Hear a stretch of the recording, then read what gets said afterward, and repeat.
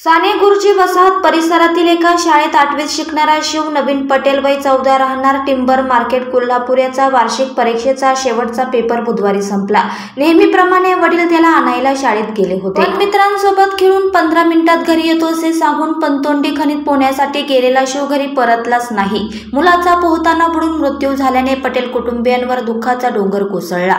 ही दुर्घटना बुधवारी दुपारी घडली। टिंबर मार्केट येथील नवीन पटेल यांचा प्लायवूडचा व्यवसाय आहे। पत्नी, मुलगी विधी आणि लहान मुलगा शिव यांच्यासह ते टिंबर मार्केट येथील पाटीदार भवन जवळ राहतात। शिव हा साने गुरुजी वसाहत येथील एका शाळेत 8वीच्या वर्गात शिकत होता। बुधवारी वार्षिक परीक्षेचा अखेरचा पेपर होता।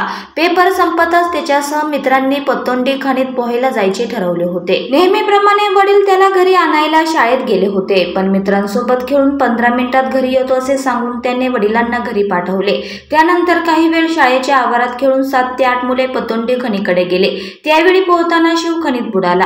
मित्रांनी सायकलवरून जाऊन याची माहिती त्याच्या वडिलांना दिली। खणीवरील काही लोकांनी 112 क्रमांकावर फोन करून मदत मागवली। जुना राजवाडा पोलिसांसह अग्निशमक दलाच्या जवानांनी 2 तास शोध मोहीम राबवून मृतदेह खणीतून बाहेर काढला।